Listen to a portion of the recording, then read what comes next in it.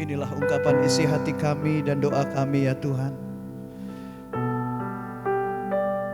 Kami menyadari betul bahwa hari-hari ini Engkau sedang beracara dalam hidup setiap kami. Banyak hal yang mungkin kami belum pahami, banyak hal yang belum kami sadari. Tapi kami menyadari bahwa semua ini karena anugerah-Mu. Tuhan mengasihi kami, Tuhan ingin kami bertumbuh dan berbuah untuk memuliakan nama-Mu. Dan doa kami ya Tuhan, biarlah kasih karunia-Mu senantiasa ada pada kami. Karena kami percaya kasih karunia-Mu lah yang memampukan kami untuk kami bisa menjadi seperti yang Tuhan inginkan. Terima kasih Tuhan, urapilah hamba-Mu, urapi kami semua. Di dalam nama Tuhan Yesus Kristus kami berdoa dan mengucap syukur. Mari yang siap untuk menerima kebenaran firman Tuhan kita katakan bersama-sama. Amin, amin, amin. Kita berikan tepuk tangan buat Tuhan Yesus yang baik. Wow. Shalom. Saya pribadi melihat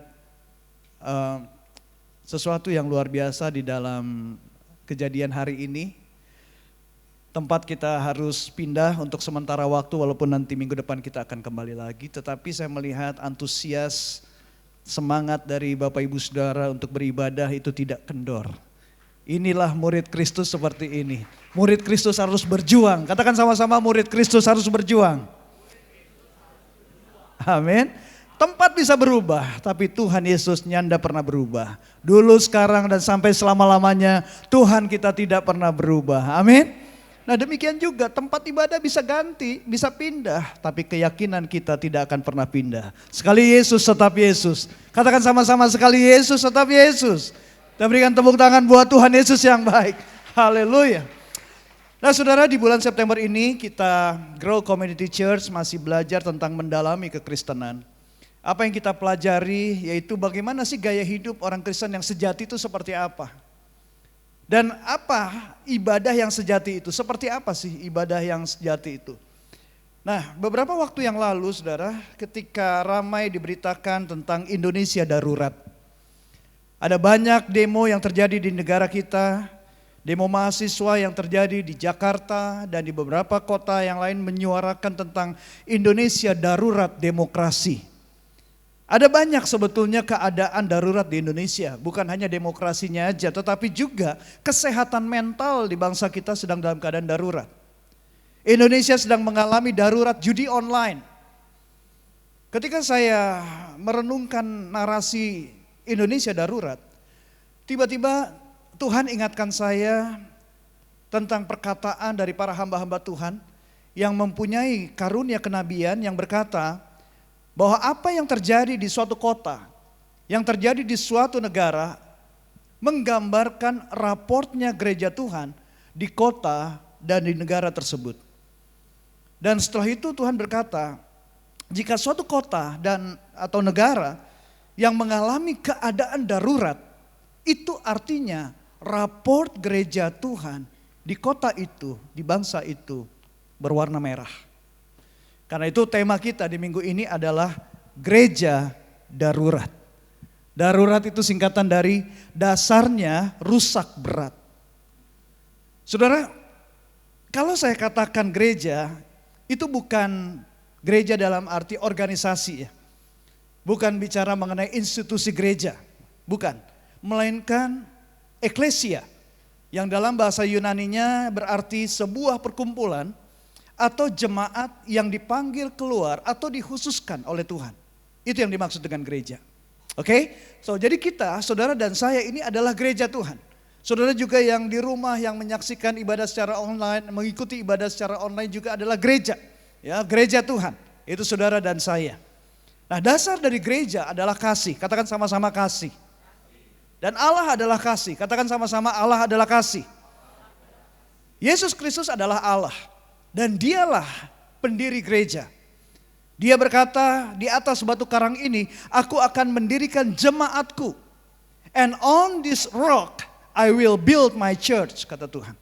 Nah jadi saudaraku dikasih dalam Tuhan, Tuhan membangun gerejanya. Tuhan sendiri yang membangun jemaatnya. Dan Tuhan membangun gereja supaya apa? Bisa memberikan dampak bagi kotanya. Karena itu Tuhan berfirman melalui Nabi Yeremia, di dalam Yeremia 29 ayat yang ke-7 dikatakan, usahakanlah kesejahteraan kota kemana kamu aku buang. Dan berdoalah untuk kota itu kepada Tuhan. Sebab kesejahteraannya adalah kesejahteraanmu. So, jadi gaya hidup seorang Kristen yang sejati adalah yang hidupnya tidak hanya mementingkan dirinya sendiri. Tetapi yang hidupnya mengusahakan kesejahteraan kotanya dan mendoakannya. Jadi tidak akan cuek, tidak akan egois, tetapi mendoakan. Dan setelah itu mengusahakan kesejahteraan kotanya. Jadi sebelum sampai sejahtera dia nggak akan berhenti untuk berusaha, tidak akan berhenti untuk berdoa. Karena ada tertulis doa orang benar, jika dengan yakin didoakan, sangat besar kuasanya. Orang benar adalah orang yang memiliki fondasi hidupnya benar. Orang benar adalah orang yang memiliki dasar kekristenannya benar. Nah, oleh karena itu saudara, harusnya dengan mengusahakan dan mendoakan, keadaan darurat di kotanya akan menurun, bahkan berubah jadi sejahtera. Jumlah tahanan di penjara atau jumlah warga binaan akan berkurang. Bahkan penjara bisa kosong. Angka korupsi menurun secara signifikan. Harusnya kan gitu. Karena doa orang benar jika dengan yakin didoakan sangat besar kuasanya. Mengusahakan kesejahteraan kota. Sebab iman tanpa perbuatan pada hakikatnya adalah mati. Harusnya angka perceraian akan berkurang, menurun. Harusnya penyakit mental juga menurun drastis. Tetapi apa yang terjadi hari-hari ini di negara kita? Apa yang terjadi hari-hari ini di kota kita? Justru semua itu meningkat, bukan? Sampai saya bertanya, kenapa bisa begitu ya Tuhan? Kok malah ini berubah? Bukan berubah lebih baik, kok lebih mengerikan? Tuhan berkata, karena makin bertambahnya kedurhakaan, maka kasih kebanyakan orang akan menjadi dingin.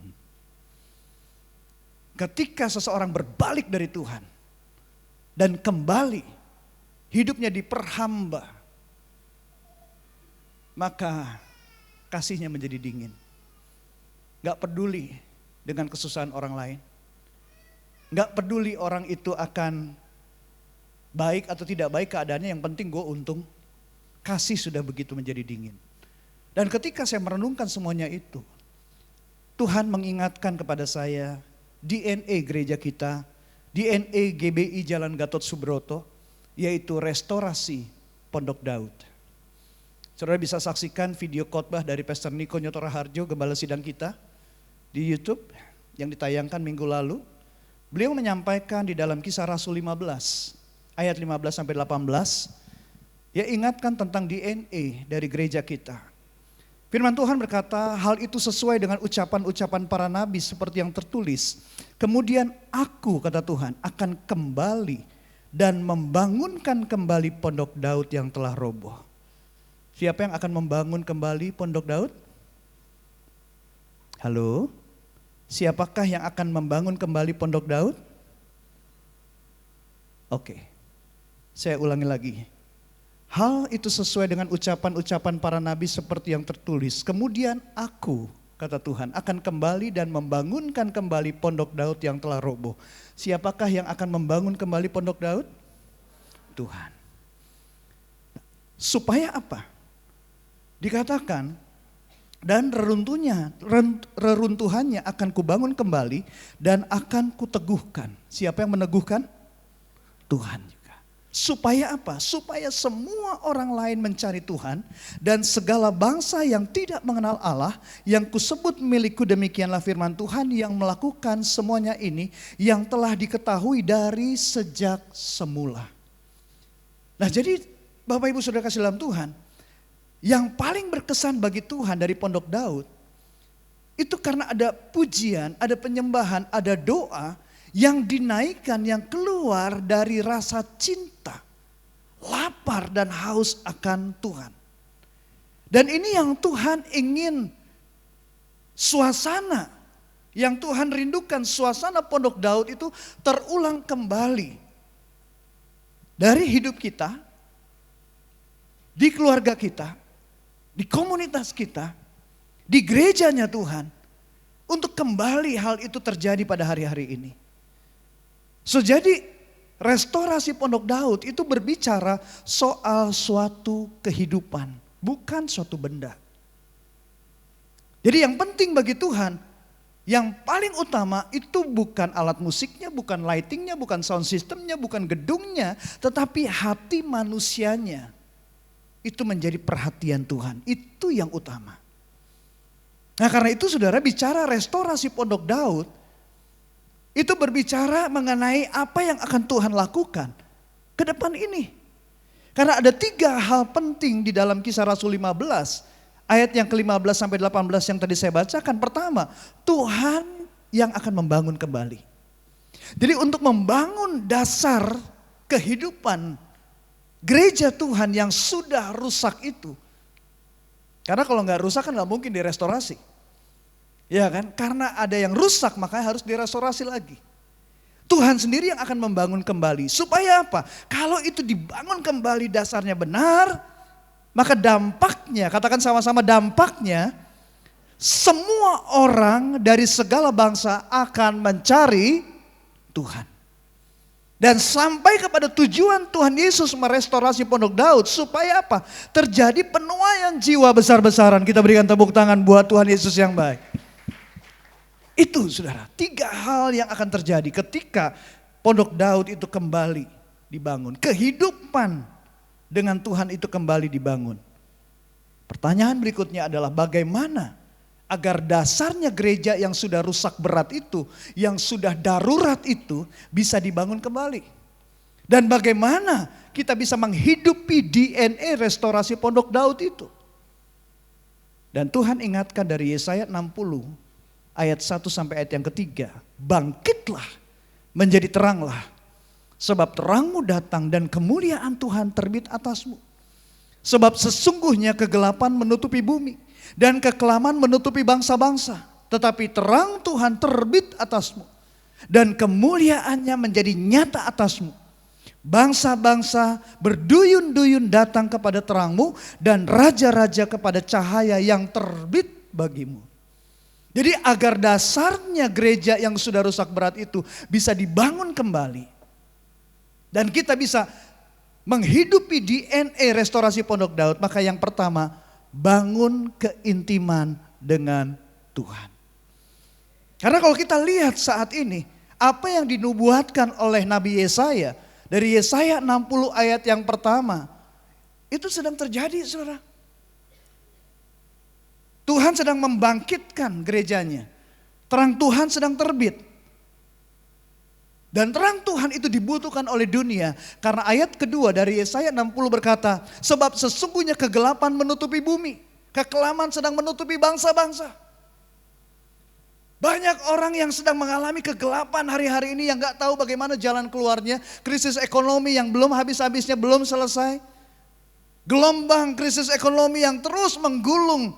Krisis global, saudara, sedang terjadi. Banyak orang yang stres, banyak orang yang gak ngerti bagaimana untuk bisa membangkitkan kembali perusahaan yang sudah bangkrut. Tapi bagi Tuhan tidak ada perkara yang mustahil. Tidak ada yang mustahil bagi yang percaya kepada Tuhan. Amin. Kita berikan tepuk tangan buat Tuhan Yesus yang baik. So jadi bangun keintiman dengan Tuhan karena Dia adalah sumber. Katakan sama-sama sumber. Yohanes 15 ayat yang kelima versi TSI mengatakan, karena aku ibarat pohon anggur dan kamulah cabang-cabangku. Katakan sama-sama, kamulah cabang-cabangku. Katakan sama-sama, akulah cabang-cabangnya Tuhan. Tuhan berkata kalau kamu tetap hidup bersatu denganku, kata Tuhan, dan aku tetap bersatu dengan kamu, maka kamu akan menghasilkan banyak buah. Bukan sedikit buah, apalagi gak ada buah. Tetapi kalau kamu terpisah dariku, kamu tidak akan bisa berbuat apa-apa. Kamu gak akan bisa berbuah. So jadi gaya hidup orang Kristen sejati adalah intim dengan Tuhan, Dan bukti kehidupan orang Kristen sejati itu terukur, saudara. Ada hasilnya. Dan hasilnya apa? Ada buah. Ada buah. Ujung-ujungnya Tuhan mencari buah. Bukan hanya bertumbuh, yes bertumbuh itu awalnya. Tapi ujungnya ada buah. Ketika Tuhan Yesus lapar dan waktu dia melihat ada pohon ara yang daunnya sudah tumbuh dengan lebat. Harusnya pohon ara yang sudah tumbuh daunnya begitu lebat ada buahnya. Tapi waktu Tuhan mendatangi pohon itu dan dia tidak menemukan buahnya. Lalu apa yang dikatakan oleh Tuhan Yesus? Dia apa? Pohon ara itu dikutuk sama Tuhan. Tuhan ingin kita menghasilkan buah. Waktu kita datang ibadah, mendengar firman Tuhan. Waktu kita datang ikut kelas kom, kita diberikan pemahaman-pemahaman baru tentang kebenaran. Ikut Bible study, wawasan kita diperluas, kita bertumbuh. Tapi harus berbuah. Karena bertumbuh aja belum tentu berbuah. Tapi kalau yang berbuah pasti sudah bertumbuh. Katakan sama kanan kirinya, berbuah. Berbuah. Bukti kehidupan orang Kristen sejati adalah menghasilkan buah. Bahkan dikatakan berbuah banyak. Buah pertobatan. Kalau baru bertobat aja itu baru sadar kesalahannya. Tapi setelah itu hasilkan buah pertobatan. Buah apa lagi? Buah roh. Karakter Kristus, Galatia 5 ayat 22. Hasilkan buah yang banyak. Buah perbuatan yang baik. Matius 5 ayat 16, Filipi 4 ayat yang kelima. Bangun keintiman dengan Tuhan, tapi dengan caranya Tuhan. Jangan pakai cara sendiri. Karena Tuhan sendiri yang sedang membangun pondok Daud yang telah roboh itu. Bangun keintiman dengan Tuhan dengan kekudusan. Karena Allah itu kudus, tanpa kekudusan kita gak bisa hidup intim sama Tuhan. Bilang sama sebelahnya kanan kirinya, tanpa keintiman gak bisa, tanpa kekudusan gak bisa intim sama Tuhan. Karena itu Rasul Paulus di dalam surat Roma 12 ayat yang pertama mengingatkan kepada kita semua, persembahkanlah tubuhmu sebagai persembahan yang hidup, yang kudus, yang berkenan kepada Allah. Itu adalah ibadahmu yang sejati. Jadi kalau ada yang bertanya, apa sih ibadah yang sejati itu? Ini jawabannya. Ibadah yang sejati itu adalah mempersembahkan tubuhmu sebagai persembahan yang hidup, yang kudus, dan yang berkenan kepada Allah. Jadi jangan sampai setelah berdoa, memuji menyembah Tuhan, ngegosipin orang. Habis berdoa, memuji menyembah Tuhan, ngejulitin orang. Ngegibahin orang. Masih nyimpan kepahitan, disimpan dipelihara kepahitan itu. Kebencian dipelihara. Sebab tanpa kekudusan gak ada seorang pun yang dapat melihat Tuhan. Tapi waktu kita mempersembahkan tubuh kita sebagai persembahan yang hidup dan kudus. Ya fales-fales dikit, lari-lari dikit gak apa-apa. Tapi Tuhan lihat, oh ini nih dia, bisa diintim sama Tuhan. Ya kan? So jadi saudara ingat pondok Daud itu berbicara soal kehidupan. Bukan tentang benda. So bangun keintiman dengan caranya Tuhan. Karena ada tertulis, aku akan membangun kembali pondok Daud yang telah roboh.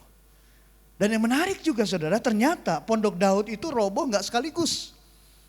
Gak seperti orang menghancurkan gedung, meruntuhkan gedung, dibombab, dinamit, hancur, rubuh seketika itu. Enggak saudara. Kalau saudara membaca di dalam Amos 9 ayat yang ke-11, Kitab Amos mencatat seperti ini. Pada hari itu aku kata Tuhan akan mendirikan kembali pondok Daud yang telah roboh. Aku akan menutup pecahan dindingnya. Oh rupanya pondok Daud itu, ya pondok Daud ya saudara bukan rumahnya Daud, pondok Daud. Ya rumahnya Daud beda lagi nih, ini pondok Daud. Yang di dalam kemahnya itu ada tabut Allah. Ya lain sama rumahnya Daud. Oke, nah. Rupanya itu dimulai dari ada retakan-retakan kecil. Ada pecahan-pecahan kecil. Jadi saudara, Firman Tuhan ini menunjukkan kepada kita semua bahwa keintiman dengan Tuhan itu bisa rusak. Dimulai dengan perilaku-perilaku yang salah. Kembali menjadi penyembah berhala, padahal Rasul Paulus katakan, kamu sudah dimerdekakan dalam Kristus, jangan mau lagi dikenakan kuk perhambaan, jangan mau lagi. Tapi kenyataannya berapa banyak orang Kristen yang mau lagi dikenakan kuk perhambaan. Menjadi hamba uang, menjadi apa? Pekerjaan, keluarganya, dirinya menjadi berhala. Bahkan pelayanan di gereja menjadi berhala buat dia. Tahukah saudara bahwa penyembahan berhala itu sama dengan perzinahan rohani. Dan Tuhan membenci yang namanya penyembahan berhala. So jangan lakukan kebodohan-kebodohan yang disengaja. Yang membuat terjadinya retakan atau pecahan kecil. Tuhan akan menutup pecahan dinding hubungan kita dengan Dia. Dan Dia akan mendirikan kembali reruntuhannya. Daud membangun keintiman dengan Tuhan. Sehingga dia bisa tahu kehendak Allah, yang berkenan bagi Allah itu seperti apa. Dan buahnya dari keintiman dia dengan Tuhan, perkara-perkara supernatural itu dialami oleh Daud. Alkitab mencatat bagaimana perkara-perkara supernatural terjadi dalam kehidupan Daud. Daud berperang melawan orang Filistin, Saul juga berperang melawan orang Filistin. Tapi kemenangan yang diraih oleh Daud lebih besar daripada kemenangan yang diraih oleh Saul. Alkitab mencatat bahwa orang Israel berkata bahwa Saul membunuh beribu-ribu, tapi Daud membunuh berlaksa-laksa. Bahkan Goliat yang ditakuti oleh Saul dan pasukannya dikalahkan oleh Daud. Perkara-perkara supranatural terjadi dalam kehidupan Daud karena keintiman dengan Tuhan. Bukankah perkara supernatural itu yang dunia nantikan? Amin. Dan saudara dikasih dalam Tuhan. Karena perkara-perkara yang supernatural dialami oleh Daud, maka Daud menjadi orang yang disukai. Bahkan sampai hari ini banyak orang menyukai Daud. Dia dihormati oleh bangsa Israel, dia dihormati oleh setiap orang percaya. Bahkan gak sedikit orang tua yang memberikan namanya Daud atau David buat anak laki-lakinya. Anak perempuan kami yang paling kecil, kami berikan nama ada Davinanya, artinya David, seorang yang berkenan di hati Tuhan. Siapa yang di sini yang punya nama David, Daud? Ada, lambaikan tangan saudara. Ada? Ini ada yang nunduk-nunduk, kayaknya kamu ya? Bukan? Oh bukan. Oke. Nah saudara dikasih dalam Tuhan. Poin yang saya mau sampaikan, as you develop intimacy with God, the supernatural becomes natural. Keintiman kita dengan Tuhan membuat hal-hal yang supernatural itu menjadi hal yang biasa. Yang sering terjadi dalam hidup kita. Jadi kalau mau berdampak bagi kota, jadilah orang-orang yang disukai banyak orang. Perkara supernatural itu dinantikan oleh banyak orang. Amin. Kembali kepada kasih yang mula-mula. Bangun keintiman dengan Tuhan. Siapa yang mau tetap tinggal di dalam Tuhan? Lambaikan tangan saudara. Puji Tuhan. Pergi ke pasar beli peti. Jangan lupa beli baju safari. Mau tahu orang Kristen sejati? Ngalamin kuasa Tuhan setiap hari. Kita berikan tepuk tangan buat Tuhan Yesus yang baik. Yang kedua, agar dasarnya gereja yang sudah rusak berat itu bisa dibangun kembali. Dan bagaimana kita menghidupi DNA restorasi Pondok Daud. Yang kedua adalah kita, bukan saya. Artinya apa? Bangun keintiman, kesatuan. Karena Tuhan menyukai yang namanya unity. Mazmur 133 ayat yang pertama, firman Tuhan menyatakan sesuatu yang baik dan indah di mata Tuhan when God's people live together in unity. Jadi gaya hidup orang Kristen yang sejati adalah hidup di dalam doanya Tuhan Yesus, yaitu unity. Tuhan Yesus waktu ada di dunia ini dia berdoa kepada Bapa untuk murid-muridnya dan doanya berkata supaya mereka sempurna menjadi satu agar dunia tahu bahwa Engkau telah mengutus aku. Saudara, dunia menantikan keselamatan itu. Karena semua manusia sudah jatuh dalam dosa dan upah dosa adalah maut. Dunia menantikan keselamatan itu. Dan bagaimana dunia percaya bahwa Yesus Kristus adalah Tuhan. Kuncinya adalah gereja bersatu. Amin. Gereja bersatu. So dari doanya Tuhan Yesus ini kita bisa mengerti bahwa unity itu adalah isi hatinya Tuhan. Katakan sama-sama, unity itu isi hatinya Tuhan. Karena itu agar kita bisa bersatu, bisa unity, mulailah dengan kekitaan. Kita bukan saya, kekitaan bukan keakuan. Karena selama masih berpegang kepada keakuan, punyaku, harga diriku, hakku, keinginanku, maka unity itu hanya mimpi. So agar kita bisa hidup dalam kekitaan, sehingga kita bisa unity, maka kita harus berani melepaskan hak. Katakan sama-sama, melepaskan hak. Tuhan Yesus berkata di dalam Matius 16 ayat 25, barang siapa mau menyelamatkan nyawanya, ia akan kehilangan nyawanya. Tetapi barang siapa kehilangan nyawanya karena aku, karena Tuhan, ia akan memperolehnya. Saudara, orang yang bisa melepaskan haknya adalah orang yang sadar betul bahwa dia hidupnya adalah miliknya Tuhan. Tuhan menjadi tuannya. Makanya orang yang membangun keintiman dengan Tuhan, yang mempunyai deep relationship dengan Tuhan, dia sadar bahwa dia adalah miliknya Tuhan, Tuhan adalah tuannya, maka melakukan kehendak Tuhan, unity, itu mudah bagi dia. Tapi sebaliknya, kalau yang menjadi tuan atas dirinya adalah dia sendiri. Dia sendiri tuan atas dirinya. Keakuan yang dibangun, maka unity itu menjadi hal yang mengerikan buat dia. So bangun kesatuan tubuh Kristus dengan caranya Tuhan, bukan dengan caranya kita sendiri. Karena Tuhan berkata, aku akan membangun kembali pondok Daud yang telah roboh. Bangun keunitian dengan caranya Tuhan, bukan caranya kita. Cara manusia berkata, udahlah kita antara kita aja, Bet. Yang lain bodo amat, terserah. Mau susah-susahnya mereka, Bet, kita aja, Bet. Coolnya lu, coolnya gue, kita aja. Yang lain udah gak usah, departemen kita aja, Di. Yang lain biarin aja, Di. Kita anak-anak muda, Di. Kita yang penting solid. Yang lain tua-tua bodo amat. Saudara, waktu istri saya jatuh dan kakinya patah, selama sebulan lebih, dia harus naik turun tangga dengan merayap, ngeglosor gitu, menggunakan tangannya. Karena kakinya gak bisa bertumpu, jadi dia harus ngeglosor begini. Sebulan lebih naik turun tuh seperti itu. Jadi waktu teman-teman datang menghubungi mau besuk, dengan berat hati istri saya bilang, gak bisa dulu deh ke rumah. Karena dia harus seharian di kamar. Kalau keluar itu susah, repot. Yang bisa berfungsi hanya kedua tangannya fungsi normal, tapi kakinya enggak. Waktu saya melihat keadaan istri saya, jujur saya itu sedih. Tapi waktu Tuhan tunjukkan tentang unity, saya bisa membayangkan betapa sedih hatinya Tuhan.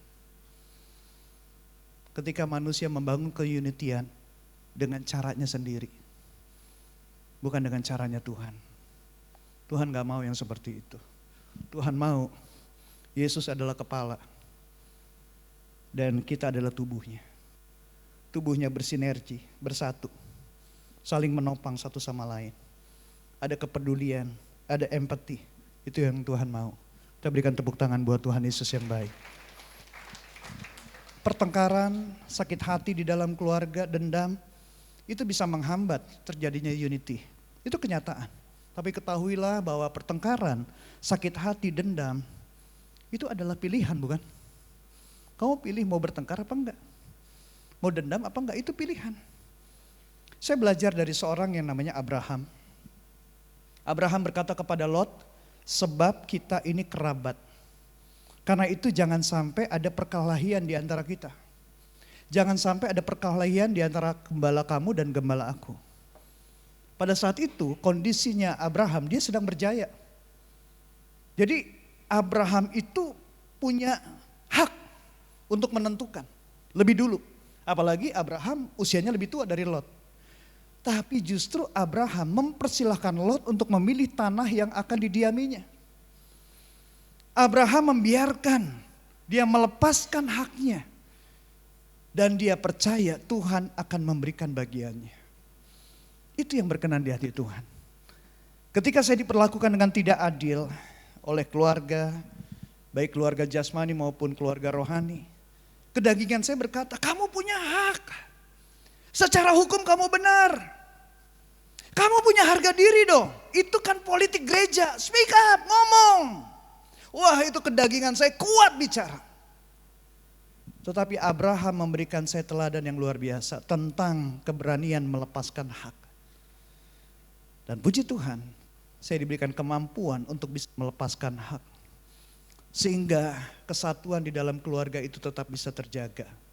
Keunitian bisa terjaga. Dan karena kesatuan di dalam keluarga, maka saya sekarang bisa bebas bercerita tentang Yesus. Padahal keluarga saya mayoritas beragama Islam. Tuhan memberikan kemudahan bisa mendoakan mama saya yang beberapa minggu yang lalu diopname karena mengalami masalah di dalam HB-nya turun rendah sekali. Tapi waktu mama lagi di rumah sakit, ada keluarga di sana yang beragama Islam. Dan saya bilang, yuk boleh saya mendoakan mama? Oh ya, doain aja. Dan mendoakan di dalam nama Yesus gak ada hambatan. Karena kesatuan. Karena keunitian. Tetapi gimana Pastor? Bisa unity sama orang yang gak setuju sama ide-ide saya. Kesukaannya gak sama seperti saya. Gimana bisa unity? Istilahnya chemistry-nya gak sama seperti saya. Gimana bisa unity? Guys, kalau kamu gak bisa bekerja sama dengan orang-orang yang gak setuju sama kamu, maka kamu gak bisa menjadi pemimpin yang berpengaruh. Seorang pemimpin yang berpengaruh, dia bisa bekerja sama dengan orang-orang yang gak setuju sama dia. Saudara mau menjadi pemimpin yang berpengaruh? Atau mau jadi pemimpin yang suka ngeluh? Mau unity? Mau unity? Dan saya mau katakan, where there is unity, there is always victory. Dari Keramat Jati ke Pangkalan Jati, orang Kristen sejati pasti mau unity. Dan berikan tepuk tangan buat Tuhan Yesus yang baik. Haleluya. Dan terakhir, saudara, agar dasarnya gereja yang rusak itu bisa dibangun kembali.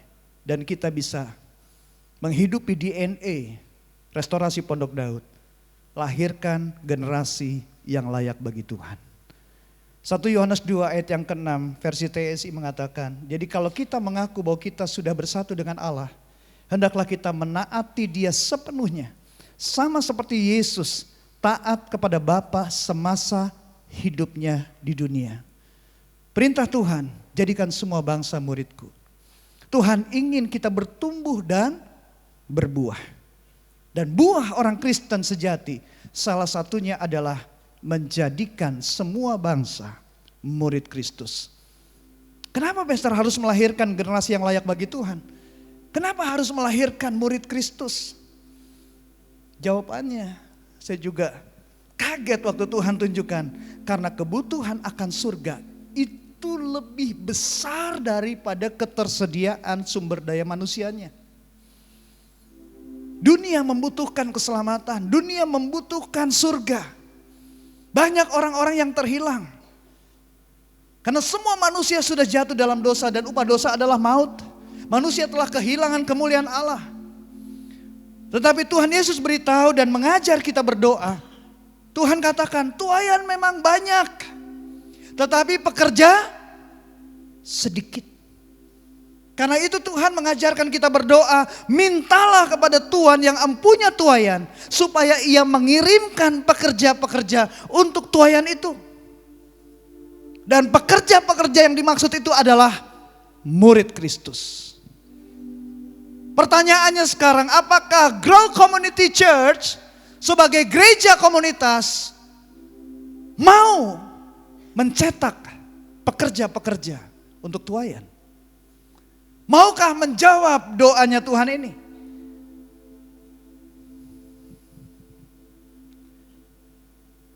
Tuhan mau kita berdoa dengan selaras isi hatinya Tuhan. Tahukah saudara bahwa doa, Tuhan pakailah aku, itu ditakuti sama setan.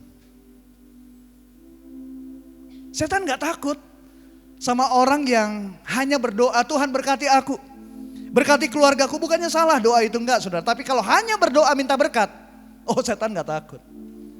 Tuhan berkati pelayananku, setan gak takut. Setan bisa pakai ajak antek-anteknya, dia cuma minta berkat. Ayo kita kerjain keluarganya, bikin pecah keluarganya, bikin pecah pelayanannya, bikin pecah gerejanya. Tapi waktu setan dengar dan tahu, ini orang-orang Kristen ini mintanya Tuhan pakai aku. Itu dia yang takut tuh. Karena dia minta Tuhan pakai aku. Itu selaras dengan kehendaknya Tuhan. Tuhan bilang, mintalah kepada Tuhan yang empunya tuaian, supaya ia mengirimkan pekerja-pekerja untuk tuaian itu. Dan Yesus berjanji, tetapi kamu akan menerima kuasa kalau Roh Kudus turun atas kamu. Kamu akan menjadi saksiku, kata Tuhan, di Yerusalem, seluruh Yudea, Samaria, sampai ke ujung-ujung bumi. Ada kuasa, ada power bagi orang yang mau dipakai Tuhan untuk tuaian yang besar. Yang percaya katakan amin. Kita berikan tepuk tangan buat Tuhan Yesus yang baik.